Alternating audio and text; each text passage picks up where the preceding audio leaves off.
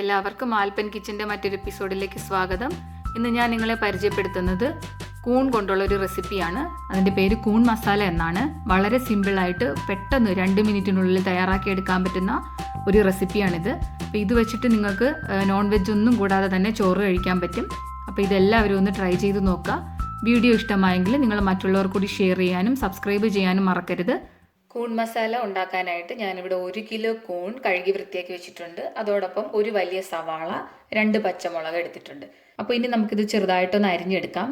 കൂൺ ഒത്തിരി അങ്ങ് ചെറുതായിട്ട് അരിയരുത്, കാരണം ഇത് നമ്മൾ കുക്ക് ചെയ്തെടുത്ത് കഴിയുമ്പോഴത്തേക്ക് അത് ഒത്തിരി അങ്ങ് ചെറുതായി പോകും. അതുകൊണ്ട് ഒരു അത്യാവശ്യം വലുപ്പത്തിന് വേണം കട്ട് ചെയ്തെടുക്കേണ്ടത്. ഇപ്പം ഞാൻ നമ്മുടെ കൂണ് ചെറുതായിട്ടൊന്ന് കണ്ടിച്ച് വെച്ചിട്ടുണ്ട്. ഈ ഒരു വലിപ്പമെങ്കിലും വേണം. സവാള ഇതുപോലെ ഒന്ന് കൊത്തി അരിഞ്ഞ് വെച്ചിട്ടുണ്ട്, നമ്മൾ തോരനൊക്കെ അരിഞ്ഞെടുക്കുന്നത് പോലെ.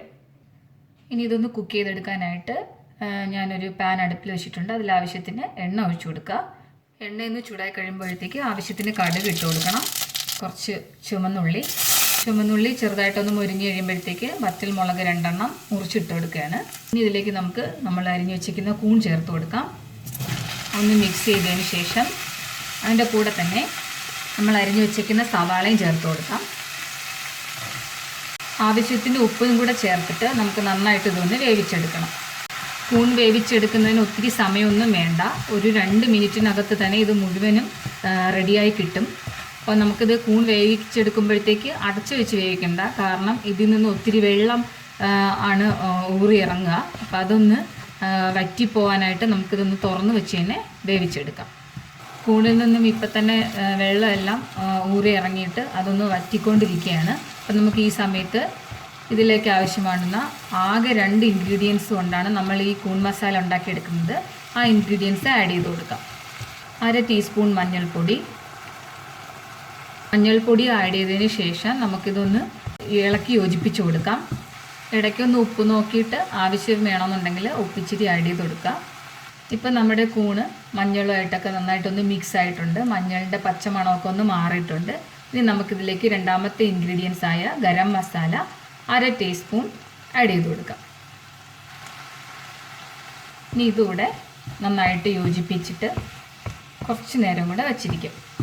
ഗരം മസാല ഇട്ട് കഴിഞ്ഞ ശേഷം നമ്മൾ ഒത്തിരി നേരം കുക്ക് ചെയ്യേണ്ട കാര്യമില്ല, എന്നാൽ പിന്നെ അതിൻ്റെ മണമൊക്കെ അങ്ങ് പോകും.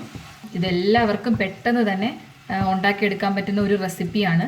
കൂൺ ഇങ്ങനെ വെച്ചിട്ട് കഴിക്കുകയാണെന്നുണ്ടെങ്കിൽ നിങ്ങൾ മറ്റൊരു രീതിയും പിന്നെ ട്രൈ ചെയ്യില്ല, കാരണം ഇത് അത്രയും ടേസ്റ്റാണ്. നമ്മൾ ഈ നോൺ വെജൊക്കെ കഴിക്കുന്ന പോലത്തെ ടേസ്റ്റ് തന്നെയാണ് കൂണ് നമ്മളിങ്ങനെ മസാല ഇട്ടെടുക്കുന്നത്. എനിക്ക് കറിവേപ്പില കിട്ടാത്തതുകൊണ്ടാണ് കേട്ടോ താളിച്ചപ്പോൾ കറിവേപ്പില ഇടാത്തത്. കൂണിൻ്റെ വെള്ളം വറ്റിയ ശേഷം മിഡിൽ ഫ്ലെയിമിൽ ഇട്ടിട്ട് വേണം ഇതൊന്ന് ഇങ്ങനെ വഴറ്റിയെടുക്കേണ്ടത്. വെള്ളമെല്ലാം നല്ലോണം വറ്റിയതിന് ശേഷം അവസാനം നമ്മൾ സ്റ്റൗ ഓഫ് ചെയ്യുന്നതിന് മുന്നായിട്ട് ഒരു 1/2 മിനിറ്റ് ഇതിനെ ഒന്ന് അടച്ചു വെച്ച് ചെറു തീയിലൊന്ന് വേവിച്ചെടുക്കാം.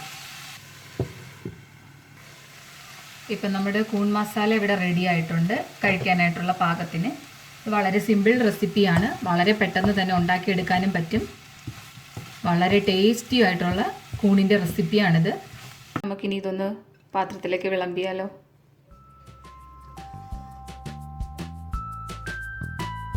ഇതാണ് നമ്മുടെ കൂൺ മസാല. ഇത് വളരെ സൂപ്പർ ടേസ്റ്റി ആയിട്ടുള്ളൊരു റെസിപ്പിയാണ്.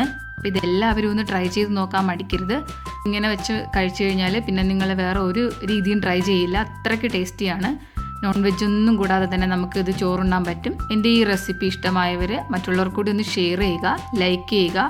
ഇഷ്ടമായെങ്കിൽ കമൻറ്റിലൂടെ എഴുതി അറിയിക്കാൻ മറക്കരുത്. എൻ്റെ ചാനൽ ഇതുവരെ സബ്സ്ക്രൈബ് ചെയ്തിട്ടില്ലാത്തവർ ദയവായി ഒന്ന് സബ്സ്ക്രൈബ് ചെയ്യൂ. തൊട്ടടുത്തുള്ള ബെൽ ഐക്കൺ കൂടെ പ്രസ് ചെയ്ത് കഴിഞ്ഞാൽ ഞാനിടുന്ന വീഡിയോസ് നിങ്ങൾക്ക് ഉടൻ തന്നെ നോട്ടിഫിക്കേഷൻസായി ലഭിക്കുന്നതായിരിക്കും. അപ്പോൾ ഇനി അടുത്ത വീഡിയോയിൽ മറ്റൊരു റെസിപ്പിയുമായി വീണ്ടും കണ്ടുമുട്ടാം.